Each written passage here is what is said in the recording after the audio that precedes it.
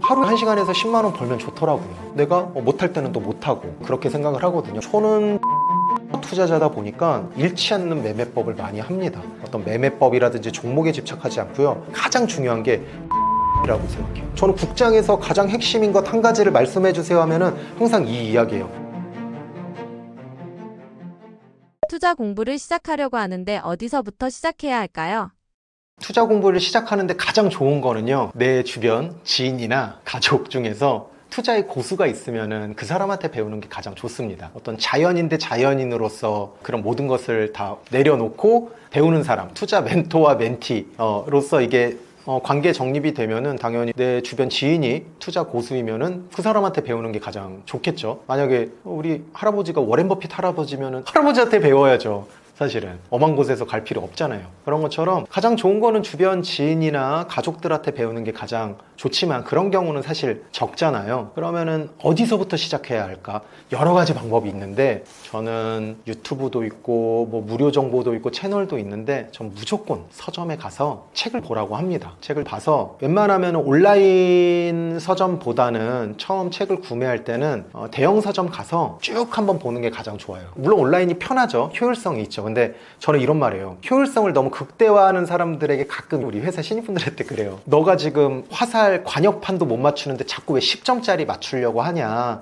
일단 7점, 8점, 9점, 10점 관역판에 맞추고 그 다음에 10점을 맞출 생각을 해라. 이게 바로 이제 효율성과 효과성이거든요. 일단 내가 수익을 내는 방향이 되면은 뭐 연수익률 10%든 뭐 20%든 뭐 더 높은 수익률을 내는 거지. 지금 일단 손실이 나는데 자꾸 효율성을 내는 그런 것을 하거든요. 그래서 온라인의 효율성보다는 딱 한 번만 서점 가서 베스트셀러도 있고 스테디셀러도 있는데 최근에 나온 것도 있지만 그냥 쭉 다 한번 다 꺼내서 내가 가장 재밌고 잘 읽히는 거 그거 하나 전반적으로 담아져 있는 책들을 구매를 한 권 해서 시작했으면 좋겠어요. 유명한 사람, 투자 잘하는 사람도 좋겠지만 내가 보기에 가장 재밌고 쉽고 잘 읽히는 게 저는 최고의 책이라고 생각해요. 아무리 유익해도 안 보면은 무슨 상관입니까? 정말 제일 유익한 방송은 EBS 아닙니까? 그런데 안 보면은 아무리 맛있는 밥집이어도 맛집이어도 모르면은 그건 맛집 아니거든요. 그래서 결국에는 내가 책을 샀는데 뭐 누가 추천해서 책 추천해서 샀지만 지금 책장이 꼽혀져 있지 않습니까? 그래서 나는 다 두꺼운 거, 뭐 얇은 거, 만화로 된 거 다양하게 있잖아요. 그래서 내가 가장 좋아하는 책을 한 권 또는 두 권 정도 사셔도 되고 한 권 정도 사서 책으로 공부하는 것을 추천을 합니다. 책으로 해서 내가 수익 나면은 강의 들을 필요 없어요. 내가 책으로 해서 안 되니까 강의도 듣고 스터디도 나가고 이렇게 하는 건데 먼저 책을 해서 딱 되는데 왜 굳이 더 비싸게 돈을 쓰는지는 잘 모르겠거든요. 일단은 교보문고, 영풍문고, 뭐 알라딘 큰데 가서 내가 아주 잘 읽히는 책을 한 권 고르시면 될 것 같습니다. 투자 공부를 하면 할수록 어렵다고 느껴지는데 이럴 때는 어떻게 해야 할까요? 공부를 안 하시는 분들은 논외로 하고 공부를 해서 내가 어떤 기준도 가지고 내가 투자를 하는 사람들에 한해서 공부 의지가 있는 분들에 한해서 말씀을 드리면은 뭐 여러 가지 이유가 있지만 제가 만나본 분들의 가장 높은 유형이 이제 여러 가지가 있거든요. 멧돼지 투자자, 약간 이제 독수리, 토끼, 또 이제 막 정보만 들으면은 종목만 들으면 다 사는 이제 다람쥐 투자자, 계좌백화점 만드는 여러 가지가 있는데 공부를 많이 하면 할수록 정말 열심히는 정말 너무 많이 하는데 항상 제일 많이 놀라고 제일 공부를 많이 하는데 수익을 가장 못 내는 그런 투자자를 저는 토끼 투자자라고 해요. 굉장히 많이 놀래요. 이 토끼 투자자분들이 왜 어떤 현상이 일어나냐면요. 공부를 하면 할수록 어떻게 되냐면 공부량을 더 늘립니다. 내가 투자가 수익이나 결과가 잘 안 나오는 거를 공부량이 부족했다고 생각해요. 아, 내가 무언가를 모르는구나. 내가 무언가를 놓쳤구나. 내가 강의를 그거를 또 들어야 되는구나 라고 생각을 해요. 막 강의비도 많이 듣고 책도 계속 보고 스터디도 이것저것 보고 여러 가지 유튜브 다 보고 채널 구독 다 하고 텔레그램 다 들어가고 그러면서 어떻게 돼요? 실전 투자는 그에 비해 줄어듭니다. 그러니까 박사님이 되는 거예요. 점점 주식에 대한 뭐 어떤 지식이라든지 용어라든지 이런 것들은 정말 더 많이 알게 돼. 근데 실전 투자는 점점 줄어드는 거예요. 제가 제일 많이 하는 표현이죠. 제갈량이 되는 거죠. 근데 전쟁에 나가서 이기려면 병사를 적군을 베야 되는데 벨 줄을 모르는 거야. 벤 적도 없고 계속 공부만 한 거야. 우리 OMR 카드에서 고득점 점수 받는다고 수익 주는 거 아니거든요. 돈 입금해 주는 거 아니거든요. 결국에는 어떤 투자로 직접 내 돈을 넣고 전쟁터에서 싸워야 되는데 그렇게 하지를 않는 거죠. 그러다 보니까 공부에 집착을 합니다. 나를 돌아보지 않아요. 지피만 해요. 종목을 보고요, 막 트럼프를 보고요, 막 정보만 많이 얻어요. 그러면서 어떻게 돼요? 투자에 대한 두려움만 더 많아집니다. 그리고 또 공부 집착해요. 이런 분들이 좀 많을 거예요. 왜냐하면 일단은 이걸 본다라는 것 자체가 공부에 대한 의지가 있고 내가 무언가를 좀 배우고 내가 정보를 얻겠다라는 의지가 있는 분들이거든요. 사실 제 회원분들 중에서 너무 노력을 많이 하는데 가장 결과가 안 나오는 분들도 토끼 투자자였어요. 그래서 제가 이런 분들은 제가 트레이닝을 할 때 항상 뭔가 동의서를 세게 받고 그 다음에 해서 지금 자신의 그릇만큼 수익이 나고 더 나아가서 이렇게 하는데, 토끼 투자자는 왜 이럴까요? 토끼 투자자들은 왜 이런 행동을 하게 되는 걸까요? 여러 가지 요인이 있겠지만 가장 큰 게 바로 위험을 받아들이는 능력이 없습니다. 불확실성, 위험을 받아들이는 것을 배운 적도 없고 제대로 배우는 것도 없고 그렇다 보니까 그 능력이 없어서 그래요. 단적인 예로 이제 어떻게 보면은 이제 시장이 하락하잖아요. 시장이 하락한다라는 문장을 조금 더 구체화해서 말씀을 드리면은, 시장 하락은 국장은 코스피 코스닥 하락, 미장은 나스닥 하락이거든요. 그럼 시장이 하락했잖아요. 그럼 대부분의 종목들도 하락을 합니다. 물론 일부 테마주라든지 시장을 이기는 종목들은 오르긴 하지만 대부분의 종목들은 시장을 이길 수 없기에 시장 하락을 하면 같이 보유 종목들이 우르르 쾅쾅하면서 떨어져요. 특히 국장 같은 경우는 미장이 재채기하면은 국장은 독감에 걸리기 때문에 더 많이 떨어지죠. 그럼 뭐예요? 이거는 시장 하락은 다 잃는 거예요. 주식 투자로 금액이 많으면 많을수록 더 마이너스가 많아요. 계좌가 다이어트 되는 거죠. 홀쭉해지는 거예요. 손실 확정은 아니죠. 내가 손절을 하지 않는 한. 그런데 그것만으로도 막 떨려해요. 너무 불안해요. 제가 이런 말 합니다. 나만 안 죽는다고, 나만 떨어진 거 아니라고 계속 그런 이야기를 제가 해줘요. 위안하는 것도 있고, 왜냐면 시장이 떨어졌기 때문에 나만 자산 랭킹이 떨어진 게 아니고 다 떨어집니다. 안 떨어지는 사람은 주식이 한 주도 없는 사람이겠죠. 이런 명언이 있어요. 제가 이런 말 많이 합니다. 주식 떨어질 때 한 주도 없는 사람, 올라갈 때도 한 주도 없을 거다. 부동산도 마찬가지예요. 계속 최저점을 노리고 계속 낮은 거 하려고 그러면 못 삽니다. 주식도 마찬가지고 조금 물리면 돼요. 조금 물리면서 밑에서 많이 사면 되는데 그런 게 안 되는 거죠. 즉 위험을 받아들이는 능력이 없어요. 위험을 알아요. 주식은 오르고 내리니까 위험을 이해해요. 이해하지만 막상 다가오면 싫어요. 사람은 만나고 헤어지는데 헤어지는 거 다 알아요. 근데 막상 헤어지면은 매번 힘들어. 우리 만나면 연애하면 매번 힘들잖아. 마치 처음인 것처럼 똑같아요. 위험을 받아들이는 능력이 없기 때문입니다. 어떤 위험, 불확실성에 대한 것들도 몰라요. 이 변동성이라고 하거든요. 제가 위험에 대해서 이제 전달을 할 때, 제가 트레이닝 할 때 하는 일부분을 말씀을 드릴게요. 일단은 변동성이 커요. 변동성을 위험이라고 봅니다. 막 출렁출렁 거리니까. 그런데요, 주식은요, 변동성이 커서 매력적이고요, 변동성이 커서 투자를 합니다. 근데 간혹 이런 분들이 있어요. 안전한 주식. 그래서 뭘 합니까? 가치 투자합니다. 우량주 투자합니다. 저평가 투자합니다. 저는 이런 얘기예요. 저평가는 없다. 그냥 능력이 없는 거다라고요. 류현진 선수 1년 차부터 잘했습니다. 잘 되는 기업들은 처음부터 잘하는 경우가 더 많습니다. 그래가지고 그 어떤 변동성이 있는 게 주식인데, 안전한 주식을 찾는 게 저는 너무 웃긴 것 같아요. 주식은 그냥 다 위험해요. 사자는요, 에버랜드 사자도 위험해요. 집에서 키우는 사자도 위험하고요, 사파리 있는 사자도 위험해요. 아무리 사자를 내가 집에서 키우고 아무리 해도 포메리안보다 위험합니다. 무조건. 주식은요 다 위험해요. 삼성전자도 위험합니다. 그러면은 오히려 내가 맞는 투자를 찾는 게 좋은 거죠. 주식을 바꾸려고 하지 말고. 근데 그런 부분들이 안 되다 보니까 조금 맞지가 않는 거죠. 자, 그러면은 저는 이런 얘기예요. 변동성은 뭐다? 수익이다라는 표현을 씁니다. 근데 변동성이 크면 어떻게 돼요? 불안정성이 커지면서 공포감이 들어요. 그래서 사실은 오히려 변동성이 작은 그런 투자를 하긴 하죠. 주식 투자는 사실은 채권 투자가 아닌데, 은행 예금이 아닌데 불구하고 그런 거를 원하다 보니까 주식 투자로 돈은 많이 벌고 싶은데 뭐예요? 읽긴 싫은 거야. 그래서 토끼 투자자분들이 수익은 조금 나고 막 9번 수익 조금 나고 한 번 크게 잃어요. 승률은 높아. 근데 수익금은 작아요. 아마 많은 분들이 좀 공감을 하실 것 같아요. 그래서 맨날 매도 같은 경우는 어떻게? 홀라당 해버립니다. 막 올라오면 바로 팔아요. 3%, 2%, 5%에.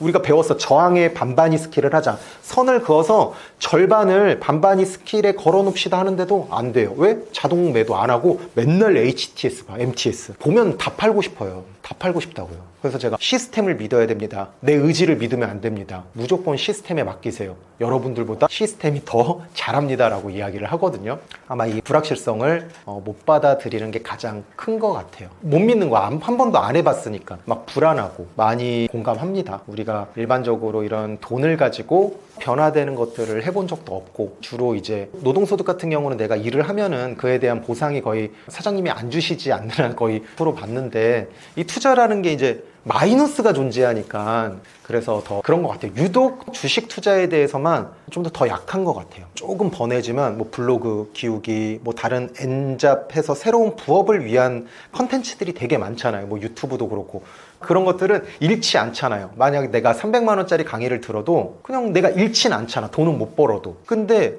투자는 강의비는 저렴해도 책값은 저렴해도 내가 잃는 돈이 더 클 수도 있기 때문에 그런 부분들도 많이 작용을 하는 것 같고요. 토끼 투자자분들이 위험성을 받아들이지 못해서 가장 큰 것 같습니다. 우리나라는 이런 토끼 투자자가 가장 많은 것 같아요. 그래서 공부는 많이 하고 그래서 강의비도 쓰고 유명한 사람들 이것저것 해가지고 다녔는데 시간만 날리고 결국에는 다시 그냥 포기하게 되고 또 그러다가 그냥 영영 떠나면 되는데 어떻게 돼요? 상승장 때 기가 막히게 돌아옵니다. 그래도 끝까지 안 봐야 되는데 또 상승장 때 돌아와요. 제가 네이버 카페 조그맣게 하는데 상승장 되니까 예전에 안 왔던 분들 계속 방문합니다. 또 다시 돌아와요. 또 다시 또 고점 잡고 계속 반복이 되는 것 같습니다. 그래서 위험성을 받아들여야 되는데요. 그러면 투자는 어떻게 해야 하나요?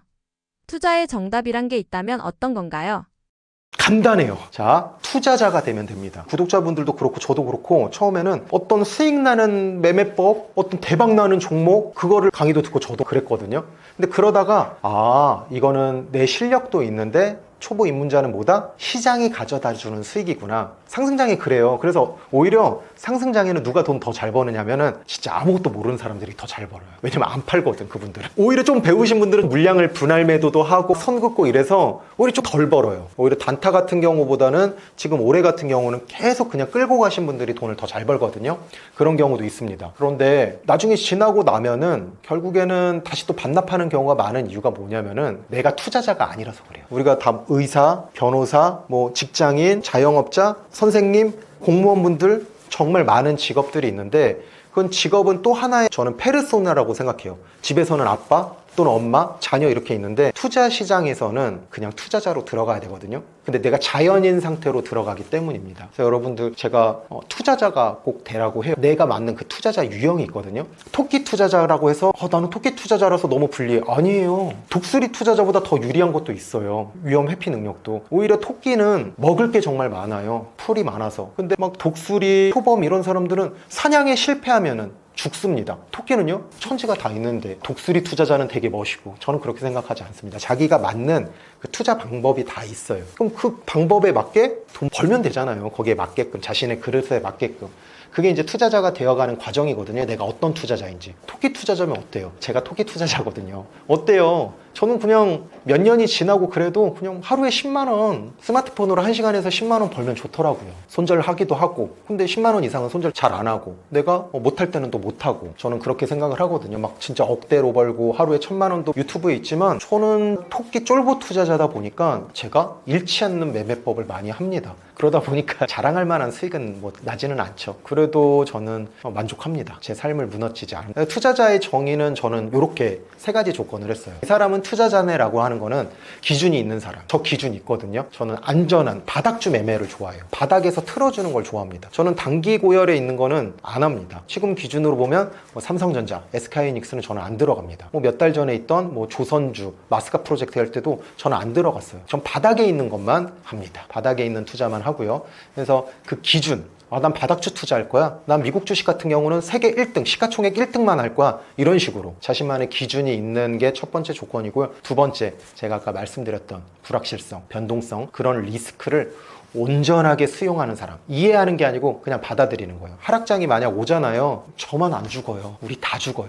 나만 안 죽어요. 투자자들은 다 힘들어합니다. 나만 힘든 거 아니고. 그래서 그런 리스크가 항상 있다. 영원히 상승장은 없다. 그리고 영원한 하락장도 없다. 그럼 거기에 맞춰서 내가 뭐 수익금 인출이라든지 그런 계좌 관리도 다 이제 파생돼서 하게 되죠. 어떤 매매법이라든지 종목에 집착하지 않고요. 지피보다 지기를 보거든요. 그래서 저는 가장 중요한 게 계좌 관리라고 생각해요. 계좌 관리의 꽃은 뭐예요? 저는 국장에서 가장 핵심인 것 한 가지를 말씀해 주세요 하면은 항상 이 이야기예요. 국장은 무조건 현금 50%예요. 현금 50%만 가지고 있어도 국장에서는 큰 손실을 보지 않는다고 생각합니다. 왜? 제가 아까 말씀드렸죠. 미국이 재채기하면 한국은 독감 걸린다. 더 많이 떨어져요. 떨어져도 한국은 또 한국만의 고유 리스크도 있어요. 미국이 안 좋으면 또 같이 떨어져요. 그럼 하락과 횡보가 빈번한 한국 시장이라는 것을 알았으면 현금 50%를 항상 갖고 있어야죠. 그래야지 물타기도 되고 다른 종목에 투자를 할 수가 있어서 빠져나올 수도 있고, 여기에서 손실 본 거 여기에서 수익 보고 맨징을 칠 수 있고, 그럼 무손실이고 현금은 확보되고, 결국에는 내가 다 고점에 물려서 현금이 없어서 공부도 안 하고 의욕도 떨어지고 투자 시장에서 퇴출되는 거거든요. 그러면서 이제 아이한테 물려준다, 자녀한테 물려준다, 이 회사는 망하지 않으니까 장기 투자한다. 아니잖아요. 실제로 우리 장기 투자하고 싶지 않잖아요. 가장 좋은 거는 빠르게 나오는 거잖아요. 그렇잖아요. 강제 장기 투자는 진정한 장기 투자는 아니라고 생각을 합니다. 그래서 이런 리스크를 수용하고 받아들이고 계좌 관리, 현금 관리, 종목 관리, 계좌. 저 같은 경우는 국장 같은 경우에는 한 종목만 하라 그래요. 분산 투자? 분산 투자가 오히려 몰입을 더욱더 낮추고요. 집중력도 분산되는 것 같습니다. 저는 한 종목을 단기 투자로 빨리빨리 하라 그래요. 그게 훨씬 더 좋습니다. 하락과 횡보의 대응도 더 좋고요. 그래서 실제로 돈을 많이 버시는 분들 요즘에 보면은 단기 투자 또는 단타 매매가 좀 많잖아요. 그래서 이제 한국 시장의 고유 성질을 아는 거예요. 미국 시장도 미국 시장의 성질이 있는 것처럼. 그래서 그러한 리스크를 수용을 하면 되는 거고요. 이런 리스크를 수용하는 방법은 본질을 공부하시면 됩니다. 기술보다 어떤 본질, 변하지 않는 거 있잖아요. 인간의 욕망은 변하지 않거든요. 우리 성욕, 인간이 태초부터 있었죠. 수면욕, 식욕, 그리고 인정욕구, 뭐 매슬로의 욕구 단계 같은 거 있잖아요. 이런 욕구는 변하지 않아요. 영원히. 그게 투자 시장에도 작용을 합니다. 비교 심리도 그렇고요. 그래서 이런 리스크를 수용하는 게 두 번째 조건이고요. 세 번째, 결과를 인정해야 됩니다. 제가 가장 많이 하는 거죠. 매도는 아쉬움이다. 언제나 아쉬울 거예요. 매도는 계속 아쉬울 거예요. 영원히. 저도 맨날 아쉬워요. 근데 아쉬움을 선택하지 않으면 어떻게 되는지 아세요? 후회합니다. 저는 수익은 항상 옳다고 생각해요. 누구는 10% 했고요. 누구는 20% 했고, 누구는 30% 했어요. 30%가 잘한 거지 10%가 못한 게 아니에요. 그릇이 다른 거예요.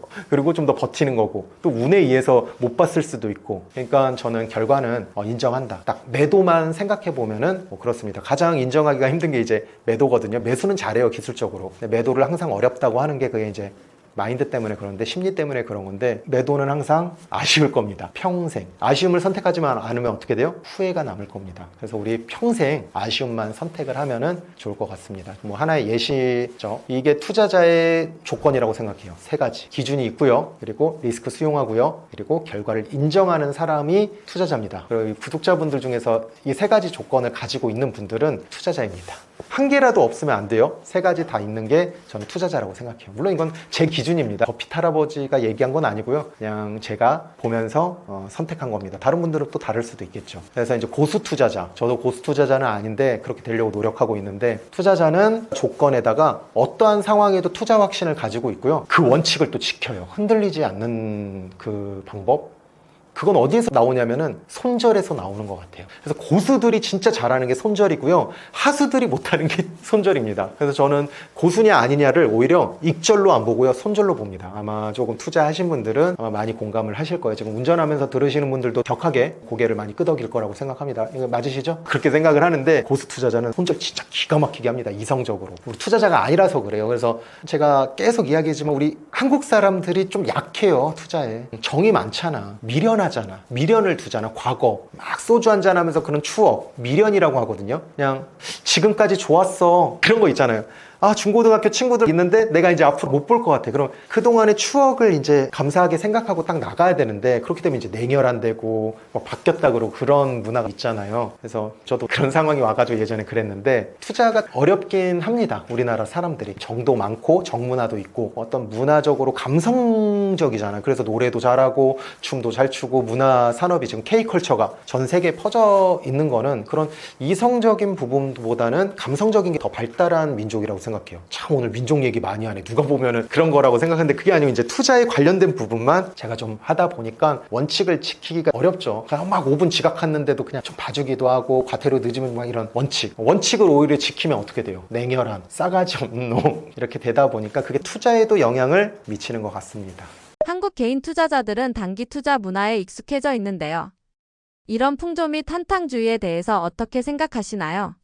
단기 투자 문화 정말 좋다고 생각합니다. 단기 투자 문화를 투기라고 생각을 하시는데 제가 예전에 우리 인생은 사실은 투기로 이루어져 있다라고 이야기를 하는 그런 컬럼이 있어요. 솔직히 세상에 중요한 것들은 거의 투기로 이루어져 있거든요. 우리가 어떤 수능 시험 보고 지금 얼마 전에 수능 끝났잖아요. 수능 시험 보고 그 점수 가지고 우리가 전공을 선택하잖아. 근데 그건 투기거든요. 왜냐면은 여러 번 선택하는 게 아니잖아요. 전공을. 투자라는 건 어쨌든 시행 횟수가 쌓여야지 거기에서 어떤 방향성이 나오면서 선의 형태로 방향성이 나오면서 투자가 되거든요. 근데 사실은 우리 대학교 전공 선택 물론 뭐 두세 번 하시는 분들도 있고 전과도 있고 뭐 편입도 있지만 거의 다 투기거든요. 결혼도 마찬가지예요. 결혼도 평균적으로 한 번에서 두 번 정도 하지 않나요? 그러니까 우리 인생의 중요한 것들은 사업도 그렇고 다 투기로 이루어집니다. 투자가 굉장히 많을 것 같지만 우리 인생에서 중요한 의사결정들은 전부 다 단기 투자, 투기적 성향이 더욱더 강한데요. 이런 풍조 및 한탕주의에 대해서 어떻게 생각하시나요? 하면은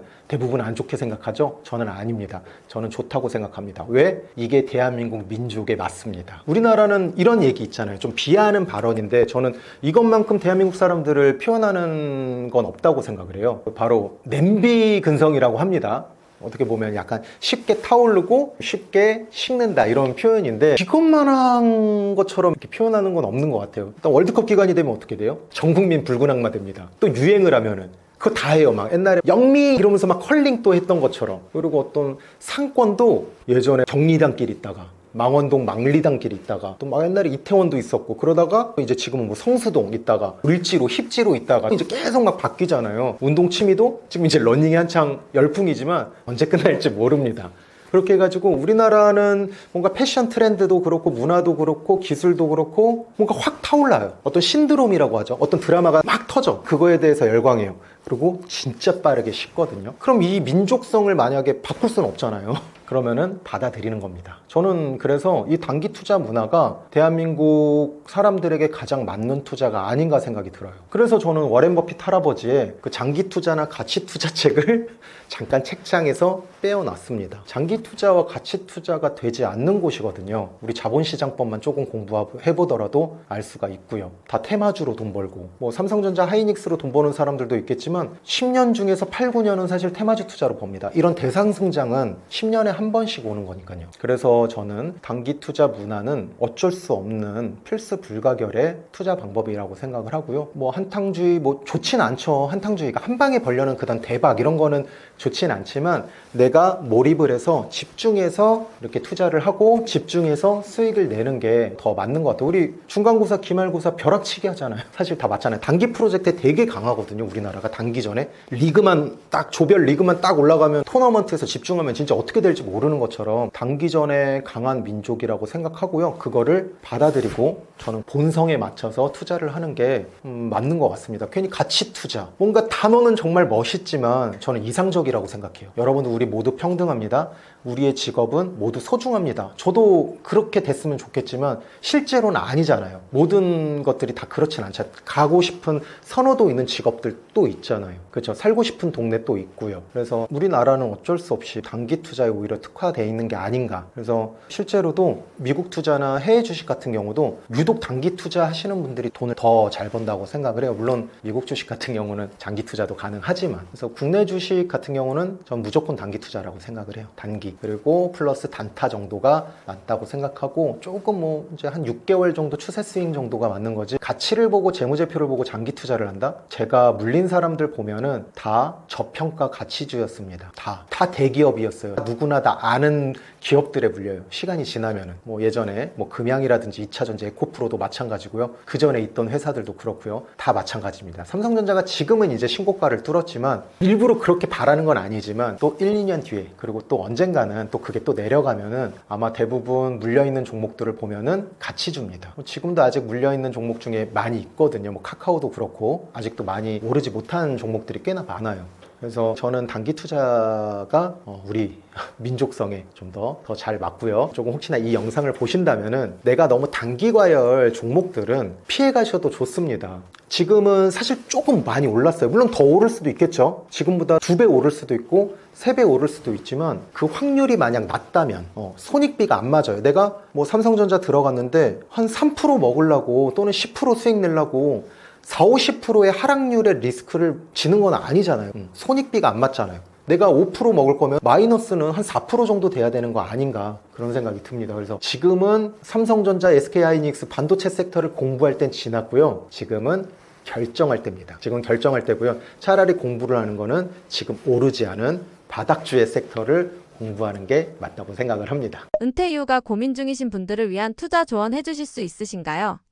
이것도 저도 아직 은퇴를 안 해가지고 그냥 주변 사례, 그리고 신문기사, 그리고 이제 회원분들이 이렇게 은퇴하신 분들이나 은퇴 예정이신 분들을 참고해서 주관적인 경험과 눈으로 본 것만 이야기를 말씀드리면은, 일단 첫 번째 조언은요, 항상 첫 번째 조언은 그거 같아요. 은퇴를 해서 어디에 해서 돈을 불려라 해가지고 엄청 좋은 정보를 주기보다 저는 첫 번째는 항상 그건 것 같아요. 입문자분들도 그렇고 시장에서 퇴출되지 않는 게 가장 중요하거든요. 은퇴를 생각하시는 분들, 뭐 40대나 요즘은 정말 빠르면 40대도 하고 50대, 60대 분들이 일단은 특별한 경우가 아니고서는 목돈이 나옵니다. 은퇴 자금이라든지 목돈이 나오게 되는데, 그 목돈을요, 일단은 다른 데 투자를 하거나 사업을 하는 데 쓰지 마시고 일단 가장 안전한 곳에다가 일단 묶어 놓으시기를 권장을 드립니다. 특히 저는 자영업은 절대 특별한 어떤 비전이라든지 경쟁력, 그리고 내가 정말 몸을, 회사에서는 내가 내 뜻을 펼치지 못해서 체력과 정신력이 너무 많이 남아있어, 그래서 내가 진짜 이거에는 몸을 갈아 넣어야겠다 라고 생각하신다면은 예외지만, 그냥 어쩔 수 없이 할 게 없어서 뭐 프랜차이즈라든지 그런 사업을 막 크게 하는 것은 권장드리지 않습니다. 사실 자영업도 아니고 타영업이거든요, 대부분. 그리고 어떤 영업적인 직무가 있으면 또 모를까, 정말 많은 것들의 능력들이, 스킬을 요구하는 거거든요, 자영업자라든지 사업은. 그래서 목돈이 생긴다면 투자도 사업도 하지 말고 일단 가만히 냅두세요. 가만히 냅두는 거를 권장을 드리고요. 그러면 그걸 가만히 냅두는데 구체적으로 어디에다 냅두냐, 또 이런 질문이 댓글로 나올 것 같아서 말씀을 드리자면은, 왜냐면 제가 댓글은 답변을 못 드려요. 왜냐면 그러면 투자 자문이 됩니다. 일방향으로 제가 생각을 하면은, 일단 은행 예금 통장이 있겠죠? 또는 은행 예금을 묶을 수도 있어요. 요즘에는 꼭 1년뿐만 아니라 뭐 카카오뱅크나 토스뱅크라든지 인터넷 은행 보면은 뭐 1년을 하든 3개월을 하든 금리 차이가 없는 경우도 있거든요. 이렇게 막 조절해서 폰으로 뭐 그렇게 해서 은행 예금에 묶어 넣으셔도 좋고요. CMA에 넣으셔도 좋습니다. 가장 좋은 거는요, 뒤에서 또 말씀드리겠지만 일단 기축통화인 달러 또는 엔화로 바꾸시는 게 저는 가장 좋다고 생각을 합니다. 물론 이제 원화를 내가 써야 될, 목돈을 써야 될 게 있다면은 바로 이제 전액을 다 바꾸는 것보다는 일부만 비율 이렇게 잘 조정해서 하시면 좋은데요. 그렇게 해서 그 달러로 바꾼 걸로 또 이제 미국 주식을 하라는 게 아니고, 그 달러 RP라고 있어요. 하루마다 이자를 주거든요. 그래서 하루마다 이자 주는 것도 있고, 일주일 정도, 7일 정도 묶으면 좀 더 이자를 줍니다. 그래서 지금 어쨌든 달러가 계속 우상향하고 있는 추세니까 원화를 가지고 있어서 자산 가치가 감소되는 것을 일단 막으시고, 또 무리하게 해가지고 내 목돈을 다 날리는 것보다는 첫 번째 은행 예금, 또는 두 번째 증권사 CMA, 세 번째는 달러로 환전한 후에 또는 엔화 같은 기축통화로 환전한 후에 거기에 있는 채권 형태로 이렇게 하면 하루마다 이자가 나오거든요. 일단 그것만으로 해도 뭐 억 단위로 하게 되면 어느 정도 양주를 먹을 정도는 아닌데, 그래도 이제 밥을 한 끼에 10,000원짜리 밥을 먹으면서도 내 자산, 내 목돈을 쓰지 않으면서 생활이 가능하다. 그렇게 일단은 시간적인 여유를 확보를 하면 조바심이 좀 없어지고요. 그러면서 이제 공부도 하고 이렇게 알아보시는 것을 추천을 드립니다. 다른 방법들도 정말 많겠지만, 만약에 제 가족이, 가까운 가족이, 우리 고모부 이렇게 은퇴를 하면 이런 얘기를 할 것 같아요. 무언가를 바로 시작하기보다 내 목돈을 일단 먼저 지키고 그게 가치가 감소되는 것을 막는 방법, 지금 현 시점에서는 국가 기축통화인 달러나 엔화 정도로 이렇게 바꾸면은 좋을 것 같습니다. 뭐 위안화도 있고 유로화도 있는데 조금 요즘 추세가 좋은 게 그거라서 이거 추천은 아닙니다. 그냥 기축통화 이렇게 생각하시면 될 것 같습니다. 사람들은 왜 항상 유행이 끝난 뒤에 투자를 시작할까요? 금, 반도체, 코스피 코인 같은 자산에서 공통적으로 나타나는 심리적 이유가 있을까요? 심리적 이유가 있죠. 사실 심리적 이유가 다죠. 심리적 이유가 답니다. SNS를 통해서 빠르게 우리는 다른 사람들이 무엇을 하는지 알 수가 있죠. 무슨 옷을 입고 어디에 여행 갔고 무슨 음식을 먹는지. 요즘에 정말 유행처럼 제가 자주 이야기하는 단어 포모 현상이 많이 나오는데요. 조바심이죠. 제가 항상 이렇게 이야기해요. 인생 최고의 도둑놈은 조바심이라고. 그래서 그 조바심 때문에 그런 것 같아요. 나만 돈 못 버는 거 아니야? 나만 삼성전자, SK하이닉스로 돈 못 버는 거 아니야? 아닙니다. 저도 있습니다. 그리고 제 주변에도 삼성전자, SK하이닉스 없는 사람이 훨씬 더 많아요. 투자를 하는 사람임에도 불구하고 그렇게 돼 있어요. 그런 심리를 굳이 안 갖는 게 어렵거든요. 그래서 저 같은 경우는 SNS 끊으라 그래요. SNS는 사실은 상업적으로 돈 벌 거 아니면은 저는 정신건강에 저는 안 보는 게 좋다고 생각해요. 저도 사실은 회사에서 퍼스널 브랜딩 때문에 하지만 사실 제가 들어가는 것도 있지만 제가 직접 보지는 않아요. 어쨌든 저도 악플을 직접 보면은 너무 속상하거든요. 이 영상도 아마 저희 담당 커뮤니티 하는 매니저님이 보고 메시지만 이렇게 따로따로 전달해요. 보면 너무 속상하잖아. 근데 이제 포모 현상이 너무 큰 것 같고 또 유행에 또 민감하잖아요. 유행에 민감하기 때문에 그런 것들이 있는 것 같습니다. 그런 포모 현상을 안 가져야지는 의지거든요. 저는 의지는 쓰레기라고 해요. 열정, 의지 쓰레기예요. 요즘에는 작심삼일도 안 가는 것 같아. 너무 빠르니까. 동기부여 영상 봐도 10분도 안 지나서 저는 다시 게임을 하더라고. 퇴고해야 되는데. 그래서 요즘에는 작심 3분의 시대라면은 쇼츠의 시대인가? 그래서 그런지 이 포모 현상은 더욱더 많이 나올 겁니다. 어떤 평균 올려치기? 다 이렇게 사나? 아니거든요. 현실은 진짜 그렇지 않아요. 그렇지 않습니다. 그러니까 약간 가짜들이라기보다 일부의 단편적인 면모를 하잖아요. 조금 극단적인 예시로 좋은 거를 SNS에 올리지 안 좋은 일을 올리진 않거든요. 그런 거를 다 진실로 받아들이면서 이렇게 가는 게 가장 문제인 것 같고요. SNS는 줄이시길 바랍니다. 그냥 재미로 보시고 내 현실에 집중하면은 이 투자뿐만 아니라 내 삶에서도 안정감을 찾을 거고 조바심이 줄어들 거예요. 시스템을 갖추세요. SNS 알람 줄이기, 유튜브 알고리즘 추천받지 않기, 블로그 추천받지 않기. 그것만 해도 얼마나 좋은데요. 검색, 내가 만약에 챗 GPT에 대해서 공부하려다가 자꾸 다른 거 막 추천해서 막 빠지잖아. 그렇게 돼서 시간 잡아 뺏어 먹고 못 뺏어 먹고 그런 것들이 있어서 이런 심리가 많이 작용을 하는 것 같습니다. 포모 현상 때문입니다. 미디어가 과열될 때 투자하면 늦는 이유는 무엇인가요? 미디어가 과열될 때 어떻게 보면 그거죠. 자, 우리 한번 생각해 볼게요. 여러분들이 기자님이라고 한번 생각해 보세요. 자, 기자님들은 무슨 일을 해요? 우리에게 전달하죠. 어떤 정보를 또는 의견도 전달하고. 그러면은 요즘에는 뭐 종이신문도 있지만 또 인터넷으로 많이 퍼지잖아요. 뭐 연합뉴스를 통해서 뭐 단독도 있고 이러지만 사실은 이렇게 비슷한 뉴스들이 많이 나옵니다. 제가 아까 예시에서 나왔던 것처럼 뉴진스 관련 뉴스가 있으면은 그게 조금씩 밖에서 다다다다닥 나와요. 단독 기사를 뭐 받아서 이렇게 한다든지. 그래서 그건 어쩔 수 없는 것 같아요. 미디어를 통해서 뉴스를 통해서 신문 기사를 통해서 뻔히 정답이 나와 있는 것은 늦을 수밖에 없다라는 거예요. 절대 우리 재테크는 여러분들에게 이렇게 떠먹여주지 않습니다. 대부분 떠먹여주지 않아요. 그렇게 세상이 아마추어 같이 녹록치가 않다 보니까 투자하면 반드시 늦습니다. 그리고 기자님들도 사실은 금이 열광일 때 금 관련 기사를 써야지 클릭을 받고 댓글도 달리고 트래픽이 작용해서 잘 모르겠지만 인사고가를 잘 받지 않을까요? 클릭을 안 받고 외면받는 기사를 쓸 수는 없잖아요. 제가 이런 얘기를 했어요. 사실은 교보문고에 지금 뭐가 깔릴까요? 지금 코스피가 올라가고 그러는데 지금 주식 재테크 책이 활성화됩니다. 그죠? 당연한 겁니다. 지금 가장 많이 팔릴 거고요. 그러면은 언젠가는 시장의 하락 시기가 올 거예요. 그땐 또 뭐가 깔려요? 자기계발책이 많이 깔려. 이제 자산시장 아니야. 우리 내면을 봐야 돼. 이 사이클은 언제까지 갈까? 저는 영원하다고 생각합니다. 사기치는 사람도 영원히 있고요. 그것을 진실을 전달하는 사람, 뱀의 혀처럼 조금 거짓과 거짓이 아닌 것을 교묘하게 섞어서 하는 사람들 다 있잖아요, 곳곳에서. 그래서 어떤 미디어나 어떤 SNS 그리고 경제 기사를 볼 때 누가 나쁘다, 뭐 트럼프 대통령이 나쁘다, 이재명 대통령이 나쁘다 이렇게 보지 말고 그 사람들의 입장이 또 생각되면은 투자가 재밌습니다. 그냥 다 받아들이는 거야. 제가 아까 말씀드렸듯이 경제 기사는 수익을 우리에게 전달하지 않는다. 늦을 수밖에 없어요, 대부분. 그리고 또 하나, 그러면 내가 그러면 신문 기사를 보는데 왜 그러냐면은 여러분들이 너무 바빠요. 지금 사회는 고도화되고 복잡화돼서 정말 뭐 이렇게 할 게 많은지 모르겠어요.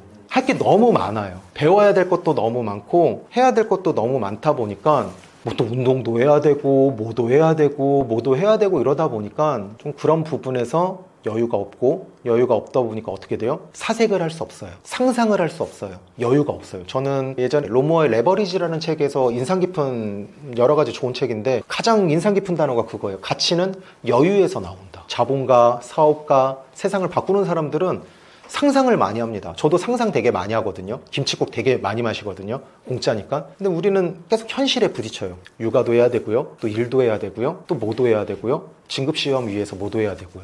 취업도 해야 되고요. 연애도 해야 되고요. 집도 알아봐야 되고요. 투자 공부도 해야 돼요. 이렇게 할 게 많아요. 그렇다 보니까 조금 더 뒷북을 칠 수밖에 없지 않나 그런 생각이 들어요. 계속 연결되지만 정보를 너무 많이 받지 않는 것을 권장을 드립니다. 현 시점에서 현실적으로 대한민국에서 부자가 되려면 투자만이 답이라고 생각하시나요? 투자만이 답은 아니고요. 뭐 하나의 해답이 될 수는 있을 것 같아요. 물론 사업도 있고 여러 가지 직장에서도 잘해서 또 재테크 잘해가지고 또 잘 모아서 이렇게 하는 방법도 있는데, 사업이랑 또 투자랑 만약에 하나를 선택을 한다면은 저는 투자를 할 것 같아요. 저는 개인적으로 난이도가 투자가 조금 더 쉬운 것 같습니다. 둘 다 어려운데 둘 다 못하고 있지만 하나를 선택한다면은 저는 투자를 할 것 같습니다. 그 이유가 뭐냐면은 사람인 것 같아요. 인적 요소. 사업 같은 경우는 아무리 비대면이 많이 발전되고 예전보다 오프라인으로 하는 게 좀 적어진다고 하지만 여전히 사람을 만나고 이렇게 여러 가지를 해야 되는 부분들이 있거든요. 온라인으로 하더라도 소통을 해야 되고 하는 부분이 있어서 그런 사람에 대한 요소가 굉장히 큰데, 사실 투자 같은 경우는 그냥 진짜 나 혼자 잘해도 되거든요. 나 혼자 정말 고독하게 잘 해도 충분히 올라갈 수가 있고, 그리고 이제 매력적인 게 내가 돈을 많이 벌어도 아무도 모릅니다. 투자는 SNS에 자랑하지 않는 한. 그래서 부자가 되려면 투자만이 답이다? 그 중에 하나이지만 만약에 흑수저라면은 꼭 투자는 껴야 되는 루트 중에 하나인 것 같아요. 사업을 하더라도 투자를 안 할 수는 없거든요. 결국은 내가 사업으로 번 돈도 어떻게 그 자산을, 에셋을 파킹을 또 해야 되는 거잖아. 사업이라는 게 뭐 계속 우상향할 수도 있지만 아닐 수도 있으니까. 그래서 그런 부분들 맞춰서 부자가 되려면 투자만이 답이다 라는 것보다는, 일단 가난을 피하려면, 가난을 물려주지 않으려면 돈에 대해서 공부를 하고 투자에 대해서 정확하게 인지를 하는 게 제가 이야기 드릴 수 있는 답이라고 생각합니다. 요즘 원달러 환율이 계속 올라가는데 어떻게 대응해야 할까요? 이거 요즘 많이 고민하실 겁니다. 제가 일단 결론부터 빨리 말씀드릴게요. 네, 그냥 달러 보유해야 됩니다. 지금은 국내 자산과 해외 자산으로 조금 나눠서 구분을 해야 되는 시대라고 생각을 해요. 이제는 글로벌 시대라서 자산이 국내에서만 도는 게 아니고 일본 법인 부동산도 살 수 있고, 뭐 에어비앤비도 할 수 있고, 미국에 법인을 설립할 수도 있고, 미국 주식을 직접 투자할 수도 있고. 그래서 지금은 이제 자산의 이동이 앞으로도 더 원활하게 이루어질 것 같은데요. 지금 당장 개인 투자자로서, 그리고 내가 입문자라면은 일단 달러 자산 확보는 지금 필수라고 생각을 합니다. 계속 올라가고 있잖아요. 제가 저번에 금 같은 경우에는 지금 너무 과열이 되고 있고 너무 많이 올라갔다. 안전자산인 금이 이렇게 급등을 하면 어떻게 된다? 급락한다. 네, 급등 뒤에 급락이 있다라고 이야기를 드렸는데요. 환율 같은 경우는 앞으로도 저는 계속 올라갈 거라고 보고 있습니다. 오늘 촬영일자 기준으로 25년 11월 17일인데요. 지금 기준보다 계속 우상향을 할 겁니다. 계속 우상향을 할 거라서 1,500원은 이제 기본적으로 디폴트로 봐야 되지 않나 라고 생각이 들고, 1,500원, 1,600원, 시간이 언젠지는 모르겠지만 2,000원의 시대도 올라갈 거라고 생각을 합니다. 그래서 다음 페이지 한번 보면은 일시적으로 저번 주 한국은행이 이제 직접 뭐 개입을 한다, 국민연금을 한다, 그래서 외화를 헐어서라도 환율을 일시적으로 잠재우려고 노력을 했지만 실제로도 잠깐 내려갔습니다. 잠깐 진짜 팍 내려갔는데요. 바로 올라갔죠. 이제는 한국은행에 개입이 있어도, 공적 자금이 투입이 돼도 이 원달러 환율의 상승을 이제는 막기는 어려운 상황이 됐다라고 보고요. 두 번째 이유로는 바로 이거 M2 통화 공급입니다. 이 M2 통화량이 뭐냐면은 그냥 가장 쉽게 얘기해서 막 돈을 정부가 얼마나 많이 찍어내느냐라고 생각을 하시면 이해가 되는데요. 지금 한국은 지금 7%대로 지금 돈을 풀고 있습니다. 근데 미국은 어때요? 한국에 비해서 훨씬 적게 풀고 있습니다. 3% 후반대에서 이제 4%고요. 계속 이제 이 격차가 계속 많이 나고 있죠. 그렇기 때문에 앞으로 돈을 푸는 속도도 지금 계속 더 격차가 벌어지고 있는데, 심지어 지금 정권 초기에 많이 소비 쿠폰 1, 2차 나오고 각종 지금 계속 돈을 풀고 있기 때문에 앞으로도 원화는 계속 더 많이 풀리고 더 많이 풀리다 보니까 원화 가치는 떨어지고 그렇다 보니까 앞으로도 계속 원달러 환율은 올라갈 수 있는 그런 원인이 있습니다. 세 번째 한번 보도록 할게요. 세 번째는 바로 요겁니다. 전 연령대에서 국장 대탈출. 지금 1년 동안 지금 작년 내국인 해외 주식 투자가 422억 달러거든요. 지금 계속 늘어나고 있어요. 해외 주식 비중이. 얼마 전에 좀 계속 이제 말이 왔다 갔다 했던 한미 관세 협상이 지금 팩트시트로 이제 나왔잖아요. 그죠? 그래서 매년 200억 달러입니다. 매년 200억 달러가 이제 미국에 투자가 되는데 지금 우리 개인 투자자의 유출이 지금 200억 달러보다 훨씬 더 많습니다. 앞으로도 더 많을 거고요. 제가 마지막으로 확인한 게 1년 동안 1000 몇백억이었거든요. 그 기사를 못 찾아왔는데 찾아보시면 나옵니다. 그 정도로 지금 우리 연 200억 투자하는 것 때문에 난리 났는데 개인 투자자의 지금 자산 이동이 더욱더 빨리 되고 있습니다. 그래서 제가 이제 자료 근거 데이터를 가지고 설명할 수 있는 것도 세 가지인데 우리 기업 측면에서도 한번 생각해 볼게요. 우리나라는 수출 국가입니다. 수출 국가이면은 수출 기업들이 지금 어때요? 원달러 환율이 높아질수록 어떻게 됩니까? 네, 기업의 이익은 늘어나요. 근데 굳이 지금 내가 달러를 벌었는데 환전을 할 이유가 있을까요? 지금 앞에 있는 세 가지 상황에서도 누가 봐도 원달러 환율이 계속 올라간다고 생각하면요, 기업들은 환전을 하지 않을 겁니다. 원화로. 오히려 달러를 보유하고 싶은, 즉 달러에 대한 수요가 계속 증가가 됩니다. 우리 개인 투자자도 그렇고요, 기업도 그렇고요, 정부도 마찬가지입니다. 계속 달러가 더 필요한 상황이 되는 것 같아요. 뭐 이러한 원인만 보더라도 우리가 내 자산 가치를 우리가 불리는 것도 중요하지만 지키는 게 1순위잖아요. 부동산 투자도 처음에 제1원칙이 그거잖아요. 자산 가치. 내가 잃지 않는 거. 우리 가만히 있으면 지금 계속 나의 노동 가치도 떨어지고 나의 자산 가치도 떨어집니다. 그래서 외화 자산 너무 어렵게 생각하지 마시고요.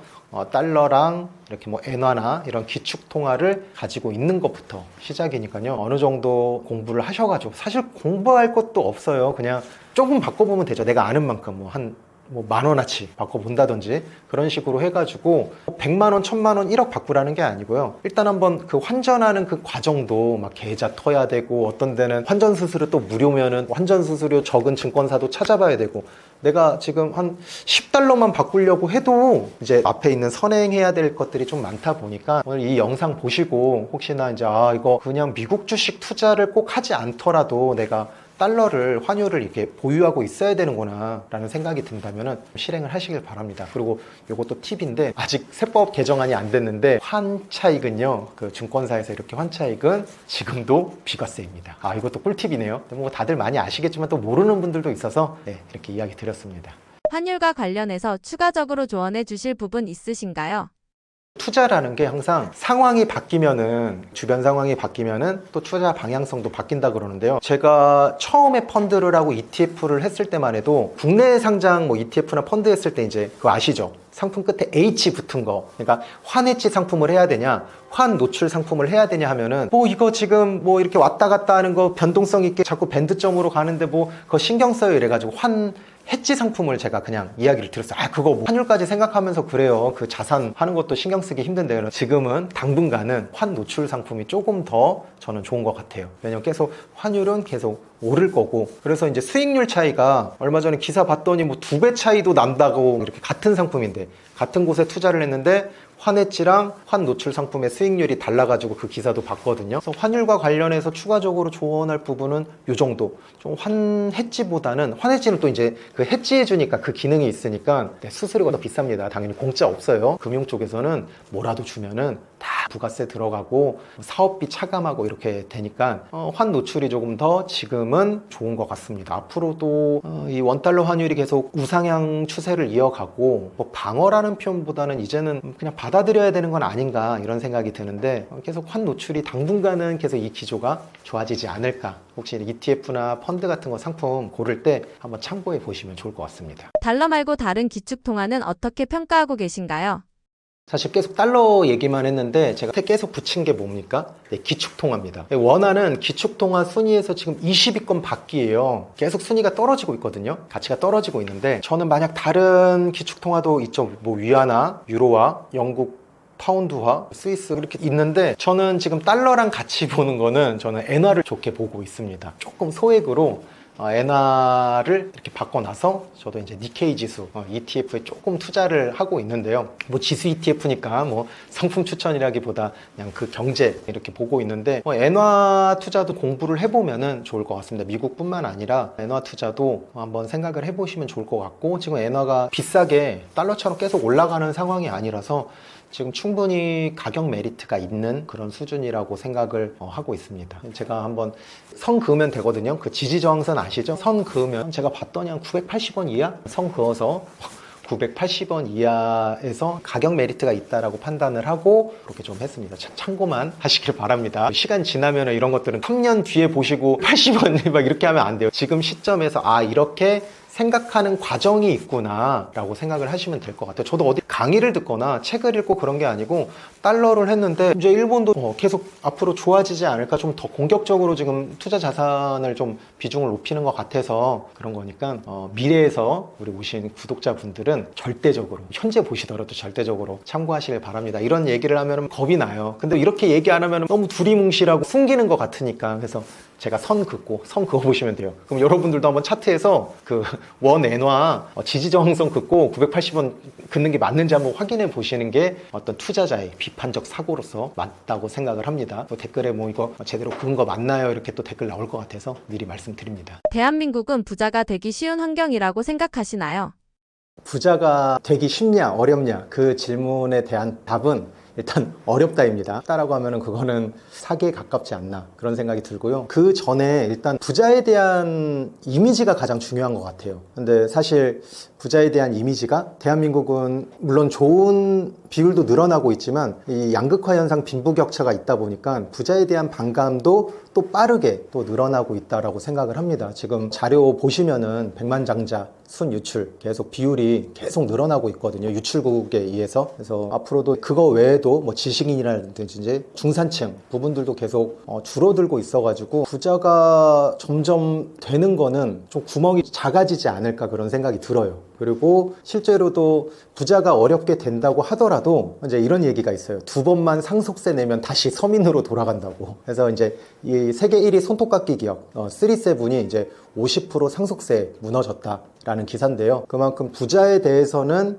되고 싶긴 하면서도, 되고 싶은 열망이 있으면서도 또 한편으로는 이제 이율 배반적인 그런 부분들이 많이 보이긴 합니다. 그렇다 보니까 더 대한민국은 부자가 되기 어려운 환경이 되지 않을까, 그런 생각이 듭니다. 과거보다는 뭐 정보도 많이 이제 쉽게 뭐 접할 수 있고 이렇지만 정말 돈이 되는 정보보다 돈이 안 되는 첩보, 그러니까 진실과 가짜를 교묘하게 이렇게 섞어버리는 그런 첩보가 더 많아지다 보니까 저는 오히려 지금이 더 부자가 되기 어려운, 코로나 이전보다는 코로나 이후가 저는 부자가 되기는 더 어려운 상황이라고 생각합니다. 중산층도 더 힘들어질 것 같아요. 한국에서 투자로 성공하기 힘든 근본적인 이유는 무엇인가요? 아까 제가 첫 번째 질문에서 어떻게 보면 조금 연계됐는데 좀 심화가 된 거죠. 어떻게 보면 부자가 되는 방법이, 책에서 이런 말 있잖아요. 부자가 되는 방법 첫 번째가 부자의 자녀로 태어나는 거, 두 번째가 결혼을 통해서 부자랑 결혼하는 거, 세 번째가 내가 고소득 전문직이 되는 거, 네 번째가 이제 사업가로 성공하는 거, 다섯 번째가 투자인데요. 그래도 앞선 네 가지보다는 투자가 가장 서민들에게 이제 접근성이 쉽고 그렇다 보니까 이제 하는데, 투자로 왜 성공한 사람들이 유독 적고 또 특히 한국에서는 왜 그게 더 힘들까라는 근본적인 이유를, 저도 부자가 되고 싶거든요. 아직도 안 됐으니까 지금 정말 열심히 사는데 주 7일로 지금 열심히 살고 있는데, 근본적인 이유가 뭘까 생각하면은 반대로 가는 것 같아요. 그러니까 무슨 말이냐면은, 부자는 사실 소수잖아요. 과거에도 소수였고 현재도 소수고 앞으로도 소수일 확률이 높을 거라고 생각을 해요. 그런데 그런 말들 있잖아요. 중간만 가라, 눈에 띄지 마라, 그런 것 같아요. 좀 유니크하거나 눈에 띄면 좀 미움을 받기도 하고 눈총을 사기도 하고, 이런 말 있잖아요. 쟤 왜 이렇게 나대냐고, 그죠? 그런 말들을 조금 하잖아요. 대중의 목소리를 내고, 사실은 그런 것들 많이 나오잖아요. 누구나 다 여러분들 할 수 있습니다. 누구나 다 여러분 성공할 수 있습니다. 투자로 막 다 나올 수 있습니다. 이런 얘기들을 하는데, 사실은 현실은 그렇진 않거든요. 그렇다 보니까 투자의 그런 본질을 받아들이는 것도 없고, 그 사회 문화적으로 어렸을 때부터 교육이 투자로 성공하기는 힘든 그런 프레임과 선입견이 많이 있는 것 같아요. 돈에 대한 관점, 어떤 트라우마 그런 것들이 있고 사실 대한민국이 OECD 압도적으로 세계 1등 사기 국가 아닙니까? 무고죄도 1등이고 그렇다 보니까 그런 돈에 대한 불신 뭐 그런 것들도 있고 부자에 대한 불신도 있어서 한국에서는 유독 더 투자로 성공하기는 힘든 것 같아요. 투자로 성공해도 사실은 우리나라가 유교가 종교적인 부분이 있다 보니까 산업공상이 아직도 있는 것 같아요. 예를 들어 주식 투자로 100억을 번 사람보다 뭐 어떤 사업이나 아니면 내가 이제 어떤 직장이나 뭐 그런 걸로 이제 100억을 번 거를 좀 더 높게 좀 이렇게 하다 보니까 사실 투자로 돈 버신 분들은 은둔 속에 있는 것 같아요. 저도 사실은 뭐 아직 뭐 고수는커녕 지금 중수에서 뭐 초보 왔다 갔다 하는데 그러고 있습니다. 그래서 한국에서는 여러 가지 요인들이 복합적으로 작용을 해서 더 어려운 것 같습니다. 제가 생각나는 것들, 제가 평소에 생각했던 것들을 이야기 드리는데 뭐 이거 아니어도 더 있는 것 같아요. 한국 개인 투자자들은 항상 정보 비대칭을 겪는다는 말을 많이 합니다. 실제로 정보 비대칭은 얼마나 있고 얼마나 영향을 받는 건가요? 제가 앞서서 말씀드렸듯이 이제는 정보 홍수의 시대입니다. 그래서 어떻게 보면은 뭐 무료로 정보를 받을 수 있는 곳이 진짜 많잖아요. 주식 같은 경우에는 뭐 텔레그램도 있고 요즘에 유료로는 뭐 네이버 프리미엄 컨텐츠 네프콘이라고 하는 데도 있고 유튜브를 통해서 어떤 경제 유튜버나 재테크로 성공하시는 분들이 또 이제 비즈니스 모델 연결해서 강의로도 이렇게 쭉 연결되는 것도 있는데 정보가 진짜 워낙 많습니다. 주식 투자랑 요즘 부동산이나 이런 것은 스레드가 좀 많이 최근에는 온 것 같아요. 트렌드 상으로 보니까 예전에는 블로그나 뭐 이렇게 있었는데 그렇게 해서 우리가 정보를 받을 거면은 진짜 돈을 안 내고도 많이 받을 수 있습니다. 사실은 정보의 비대칭보다 진짜 수익을 주는 그리고 수익과 직결하는 그리고 그거에 대한 본질과 그런 메커니즘을 알려줄 수 있는 그러한 진짜 알짜배기 정보들은 저는 거의 없다고 봐요. 어떻게 보면 그건 것 같아요. 예를 들어 제가 최근에 본 건데 좀 이제 진솔한 그런 글보다 조회수는 이건 것 같아요. ETF 처음 시작하는 사람들에게 뭐 베스트 ETF 10개 이런 것들이 진짜 조회수가 많이 나오거든요. 선물 세트처럼 좀 푸짐하고 내가 이런 것들을 많이 알면 도움이 된다라고 생각을 해요. 그래서 저도 사실은 저는 ETF의 수많은 ETF들 있잖아요. 뭐 지수 ETF 있고 원자재 ETF 있고 환율 ETF도 있고 또 국내 상장이지만 외국 지수 ETF 뭐 나스닥 100이라든지 S&P 500도 있고요. 또 원자재도 있고 올해 제가 좀 그래도 작년부터 좀 밀었던 지금은 많이 올랐는데 코덱스 AI 전력설비 ETF 이런 섹터 ETF도 있거든요. 뭐 이런 거는 관점은 살짝 말씀드리면은 AI가 필요한데 AI 소프트웨어는 미국에 가 있다 보니까 우리나라는 그런 인프라를 좀 까는데 집중이 될 거라고 저는 생각을 해가지고 저는 AI 전력설비 쪽으로 좀 작년에 봤습니다. AI가 되면은 계속 필요하니까 전기가 원자력도 있겠지만 이게 더 필요한 것 같았어요. 왜냐하면은 또 이제 폭염이 나오면 에어컨 막 많이 틀잖아요. 전기 수요가. 그래가지고 더 이러한 전력 설비에 대한 부분들의 수요가 또 늘어날 것 같아서 뭐 이런 것들. 근데 이거는 섹터 ETF는요 사실 제가 이런 이야기들을 하지만 이런 재료 분석이라든지 그런 것들이 또 돼 있어야 돼요. 종목선 정도. 자, 제가 이야기 드리는 거 다시 한번요. ETF가 이렇게 많은데 제가 한 가지를 이야기를 드리자면 전 지수 ETF라고 생각해요. 지수, 코스피, 코스닥, 나스닥, 니케이, 상해지수 이런 것들이요. 왜냐하면 없어지질 않으니까요. 그 나라가 경제가 박살나지 않는 한 지수 ETF는 계속 투자를 할 수 있습니다. 그래서 저는 제가 책에다가 절대 책 공부 아닌데 지수 ETF만 좀 배우면 된다고 생각을 했는데 대한민국 사람들은 다양한 걸 원하더라고요. 조금 이제 혼도 나고 좀 악플도 받았는데 그래도 받아주시는 분들은 또 오긴 했는데 정보 비대칭인데 너무 많이 받아요. 그러니까 쓸모없는 정보가 너무 많습니다. 마치 바탕화면에 진짜 수십 개 수백 개의 아이콘들이 있는 것 같은 느낌? 정리가 되지 않은 정보들 유명하다고 해서 내 욕망과 욕심이 없고 나 필요로 하지 않는데도 전자책 막 10만 원 20만 원 사서 하드드라이브에 저장돼 있고 보지도 않고 뭐 사라지진 않으니까 또는 VOD 신청해놓고 녹화는 뜰려나? 그런 식으로 완강은 했지만 내 머리는 하나도 진도가 안 돼 있는 이런 형태로 가고 있는 것 같아요. 그래서 정보가 홍수가 너무 많아서 저는 처음 시작하는 이제 회원분들이나 어떤 같이 공부하는 스터디 멤버들에게는 제가 이렇게 얘기해요. 내 글이랑 내 영상만 하더라도 소화하기가 힘드니까 그것만 보시라고 이야기를 드립니다. 자, 한번 이제 신문 기사를 통해서 우리가 이제 정보를 얻잖아요. 그 한번 예시를 최근에 뉴진스 이런 복귀 관련해서 그거 한번 예시로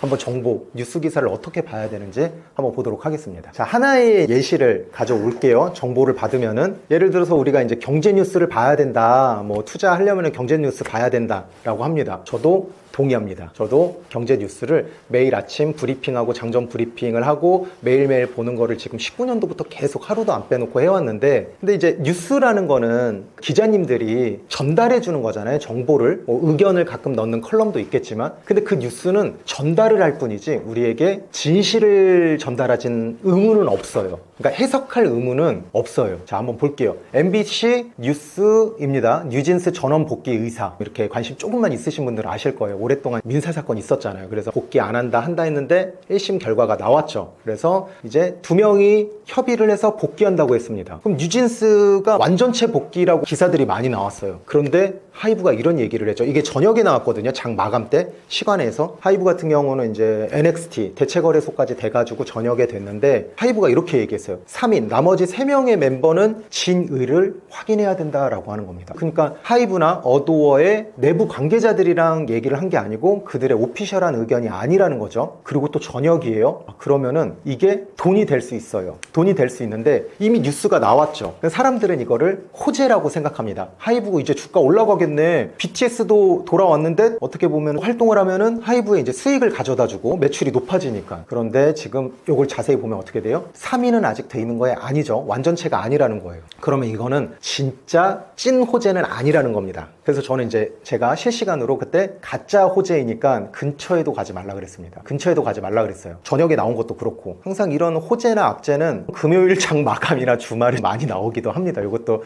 그냥 제 개인적인 경험이니까. 그래서 이렇게 있는데, 자, 복귀 뉴스가 저녁에 나왔고 그 다음날 상승을 했습니다. 저 상승을 했을 때 들어갔다가 이제 단타죠. 당일날 사서 당일날 파신 분들은 아마 수익이 나셨을 거예요. 그렇게 윗꼬리가 길지 않다 보니까. 근데 이런 단타 쪽이 아니고 계속 올라가겠지라고 생각하신 분들은 지금 어떻게 해요? 물려 있는 거죠. 물론 다시 또 올라갈 수도 있겠죠. 그런데 이제 저기에서 만약에 저 재료 소멸, 저기 양봉보다 더 밑에 쪽으로 내려가게 된다면 심리가 어떻게 될까요? 굉장히 두렵고 심리적으로 열의에 갑니다. 그때부터 이제는 원금 회복만 하면 되는데 이러면서 뉴진스 기사를 찾기도 하고 완전체 언제 되냐 이러면서 계속 보기도 하죠. 사실은 뉴진스가 완전 복귀를 하더라도 다시 이전 고점을 뚫는다거나 그렇게 되기는 어려워요. 왜냐면은 기본적으로 주식은요, 두 가지 원인으로 올라갑니다. 실적과 기대감이죠. 그런데 실적은요, 사실 내부 관계자들도 어느 정도 알아요. 그래서 어닝 서프라이즈가 되는 기업들은 차트가 미리 반영을 합니다. 그렇기 때문에 실적 보고 투자를 하면은 계속 눌리고 망하는 이유죠. 그래서 저는 국내 주식은 절대 가치 투자가 통하지 않는다라고 생각을 합니다. 저는 실제로 가치를 볼 수도 없고요. 그래서 항상 돈의 흐름만 보는 게 가장 좋다고 생각을 해서 그 기대감이 가장 중요하다고 생각을 해요. 실질적으로 돈을 벌지 않고 있는 대다수의 상장된 로봇 회사도 그렇고요. 바이오 회사도 그렇고요. 지금 전 세계를 휩쓰는 AI 거품론도 있잖아요. 그럼에도 왜 올라가요? 거품이 있는데도 왜 올라갑니까? 기대감이라는 거예요. 이제는 이제 한풀 좀 죽었지만 얼마 전에 저희는 이제 테마주로 수익을 낸 게 이제 대북주거든요. 북한에 대한 기대감인 거예요. 계속. 그런데 에이펙 와서 트럼프 대통령이 김정은 위원장을 못 만났단 말이에요. 그럼 그 실망감으로 확 떨어지죠. 그때 우리는 또 다시 천천히 사 모았습니다. 왜? 끝난 게 아니니까. 만나야지 끝나는 거거든요. 근데 대부분의 대중들은 언제예요? 만났을 때, 올라갔을 때 들어갑니다. 불나방이 돼서 마치 드라큘라가 피를 보는 것처럼 양봉을 보면, 그래서 만약 국내 주식을 한다면은 거의 테마주 강의 느낌이 드는데, 어쨌든 뉴스를 봤을 때 이게 나에게 수익을 가져다 주는 건지 아니면 내가 고점에 또는 뒷북에 뒷북치는 뉴스인지를 꼭 이렇게 확인을 하셔야 됩니다. 그냥 많은 정보를 보는 게 아니고 이런 뉴스 기사를 보고 어떻게 판단하는지 그런 방법들을 조금 연습을 하고 보는 게 좋을 것 같아요. 수많은 뉴스 기사 중에서 그냥 나한테 돈이 되는 것만 보시면 되거든요. 예를 들어 저는요, 올해 사실 반도체를 못 잡았어요. 저는 AI 전력 설비랑 올해는 이제 엔터주가 더 많이 갈 거라고 생각해서 엔터 쪽 ETF를 좀 했습니다. 물론 올라가긴 했지만 반도체에 비하면 많이 안 올라갔어요. 완전히 SK 하이닉스랑 삼성전자 있는 사람과 없는 사람으로 나눠진 것처럼 그렇게 갔는데 그래도 어쨌든 올랐습니다. 뭐 전체적으로 시장이 다 오르긴 했지만 계속 올랐습니다. 그러면은 이제 앞으로 오르지 않은 것들을 봐야 되거든요. 오르지 않은 테마들, 오르지 않은 섹터들을 봐야 되는데 이런 정보들은 누구나 다 알 수 있는 이런 뻔한 정보들은 돈이 되지는 않습니다. 단순하게. 요 팁만 좀 알고 계시면 좋아요. 제가 작년 10월 달부터 금을 모으라고 했습니다. 금을 모으라고 했는데 그렇게 해서 현물 ETF가 하나 있었거든요. 그리고 저번에 영상 때도 계속 금 얘기를 했었어요. 이제는 팔아야 될 때다. 이제는 매도할 시기라고 얘기를 했습니다. 그리고 얼마 안 돼서 계속 막 금테크 나오고 연예인들 나오고 금으로 돈 벌었다라는 사람 나오고 그러니까 어떻게 돼요? 사람들이 금에 대한 포모 현상, 조바심이 나옵니다. 그래서 들어가죠. 그리고 어떻게 됐습니까? 급락이 나왔어요. 완전히 지금 고점에서 많이 떨어졌거든요. 그럼 다시 이전 고점을 회복할까? 물어보신다면 yes. 그러나 그 기간은 알 수가 없습니다. 결국엔 그게 문제예요. 언젠간 올라가는데 내가 돈이 필요한 시점까지 올 수 있는지, 그리고 내가 그 돈을 가지고 다른 곳에서 쓰면 기회비용이 또 나오기 때문에 그런 부분들이 있는 것 같습니다. 길어졌지만 결국엔 뉴스는 뭐다? 우리에게 수익을 가져다 주지 않는다. 우리 기자님들은 꼭 진실을 전달할 필요가 없다라는 겁니다. 언론의 진짜 힘은요, 저는 개인적으로 진실을 전달하는 것보다는 진실을 가리고 은폐하는 데 더 강한 힘을 가지고 있다고 생각을 해요. 그래서 이런 관점들도 한번 생각해 보시고, 이런 관점을 뭐라 그래요? 비판적 사고거든요. 무조건 수용하는 게 아니고 한 번 더 생각해 보고 객관적인 사고를 하면서 중립적으로 보는 거고, 한미 관세 협상에 대해서 중립적으로 제3자가 되어서 팩트 위주로 바라보면서 연습을 하다 보면은, 제가 이런 말이에요. 그냥 투자자의 눈, 자본가는 어떤 생각을 하고 있을까? 그런 자본가의 눈이 되면서 연습을 하면은 조금 더 도움이 될 것 같습니다. 그런 훈련을 하고 그런 스터디를 하는 거거든요. 저도 매일 연습을 하고 있고, 제가 아직 부자도 아니고 세상 이 투자 시장을 지배하는 자본가도 아니지만, 자본가는 이 뉴스를 보고 무슨 생각을 할까? 자본가는 어떤 생각을 할까? 이렇게 생각하시면 좋을 것 같습니다. 투자 시장에서 가장 힘이 센 사람은요, 대통령도 노동자도 연예인도 언론사도 아니고요, 자본가입니다. 항상 우리 보이지 않는 손, 시장, 자본가니까 항상 그런 부분들 참고하시면 좋을 것 같습니다. 부동산 공화국이라고 불리는 대한민국입니다. 개인 투자자들은 부동산을 어떤 관점으로 봐야 하나요?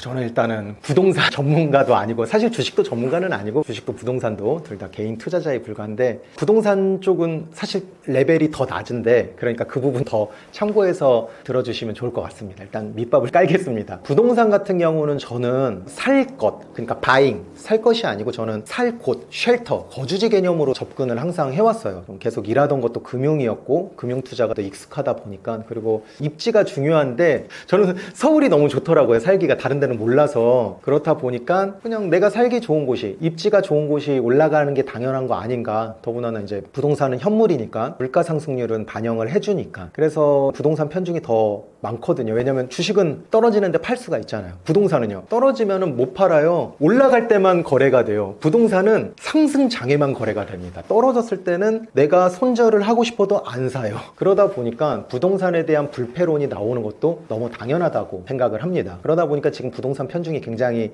자산 비중이 예전에 제가 확인했을 때 막 70%, 80% 이렇게 갔던 것 같아요. 미국은 오히려 주식이 80%인데. 그러다 보니까 부동산 쪽으로 가는 것도 있죠. 그래서 주식 투자하면 패가 망신한다 라고 하지만 부동산은 망하지 않는다, 이런 것들이 세대에 이렇게 이어서 오는 것 같아요. 더구나 특히 이제 문재인 정부 때 완전 사다리 걷어차듯이 다다다다닥 하면서 가만히 앉아서 있는데 벼락거지 된다 그러잖아요. 그래서 그런 현상들이 이제 부동산의 급등이 있다 보니까 그런 것들이 이제 더 강해진 것 같아요. 그러다 보니까 부동산에 대한 생각들이 아직도 있지만, 이제는 부동산으로 이제 돈을 많이 버는 시기는 적어질 것 같습니다. 물론 강남 아파트라든지 이런 데는 계속 많이 올라갈 거예요. 한 서울 아파트 전반적으로 보면 한 10년에 2배, 그러니까 10년 하면은 한 200%, 100% 수익, 연 수익률 한 10% 이상은 하는 걸로 이제 데이터를 봤는데, 강남 아파트는 조금 더 많이 올라가고, 그런 데는 이제 계속 가는 거죠. 왜냐면은 강남 아파트는 거래 대상이 서로 부자가 또 부자가 사고, 이렇게 거래 대상이 많이 다르기 때문에 그거는 계속 올라가겠지만, 전체적인 대한민국의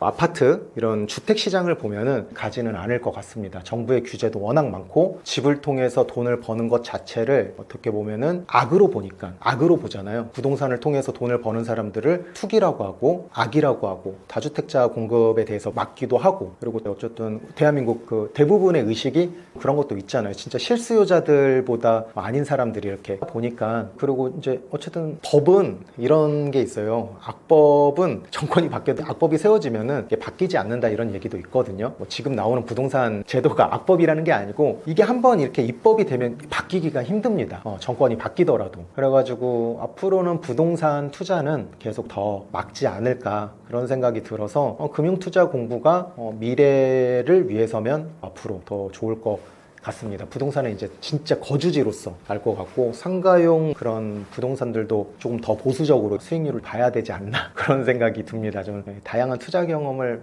맡고 있는 것 같지는 않고 그냥 이제는 20, 30대 분들이 좀 이제 B인 분들은 금융 투자 위주로 가면서 그렇게 가는 것 같습니다. 그러면 이제 앞으로는 부동산 편중이 없을까? 계속 그거는 비율은 줄겠지만 기본적으로 저는 부동산의 비율은 그래도 40에서 50%는 계속 지켜갈 것 같아요. 그 이유가 뭐냐면은 제 생각입니다. 우리 민족은 유목민이 아니거든요. 계속 이동하면서 사는 그런 유목민이 아니고 농경사회예요. 그리고 또 이제 뭐 짧은 기간 동안에 뭐 6.25 전쟁도 있고 막 피난도 가고 그런 것들이 있어서 내가 내 집 마련, 내 동네에서 내 고향에서 살고 싶다라는 그런 어떤 민족성이 좀 지금까지도 좀 이어져 오는 것 같아요. 제가 태어나고 계속 어렸을 때부터 살고 있는 곳에서만 웬만하면 살려고 하거든요. 뭐 직장 때문에 어쩔 수 없이 가야 되는 경우가 있지 않나 그런 민족성도 작용을 하는 것 같습니다. 우리가 유목민이 아니고 좀 농경사회 중심으로 있다 보니까 벗어나서 이렇게 살려고는 하지 않는 그런 것들도 영향이 있는 것 같고 집은 사실 효용 가치를 주잖아요. 10억짜리가 5억이 돼도 더위와 추위를 피해갈 수 있고 가족들이랑 그 안에서 행복한 생활을 살 수 있고 효용 가치가 있는데 주식은 사실은 시세 차익밖에 거의 없다 보니까 앞으로는 상법 개정돼서 이제 배당을 늘린다고는 하지만 해봐야지 아는 거죠. 그래서 부동산 자산 비중이 앞으로도 계속 그래도 40, 50%까지는 계속 유지되지 않을까라고 생각이 현재 시점에서는 듭니다. 근데 시간이 지나면 또 바뀌겠죠. 근데 더 이상 늘지는 않을 것 같아요. 80% 이상은. 오늘 세 번째인데요. 올 때마다 마구 풀어드리고 있습니다. 마구 풀어드리고 있으니까 도움이 되었다면은 댓글 달면은 제가 다 보지는 않지만 좋은 댓글은 이렇게 캡처해서 주거든요. 댓글 이렇게 남겨주시면은 더 큰 힘이 돼서 다음에는 제가 또 온라인에서 풀 수 있는 부분은 최대한 많이 풀려고 하는데요. 온라인에서 차마 풀지 못하는 부분들은 제가 지금 한 달에 한 번씩 원데이, 재테크 원데이 클래스라고 해가지고 지금 25,000원? 시간이 지나면은 그 대관비가 비싸면 좀 높아질 텐데 지금 25,000원에 한 달에 한 번씩 소수 인원 12명 한정으로 이렇게 하고 있어요. 그래서 마감이 되고 있어요. 12명이다 보니까 한 달에. 그래서 그렇게 하고 있는데 나 관심이 있고 결국에는 날카로운 부분에서 그리고 전체적으로 한번 잡고 싶은 분들은 한번 이제 원데이 클래스 오시면은 제가 온라인에서 못했던 부분들을 조금 더 허심탄회하게 좀 더 진솔하게 전달해 줄 수 있을 것 같습니다. 지금은 대관료만 받고 있습니다. 네, 오늘 감사합니다.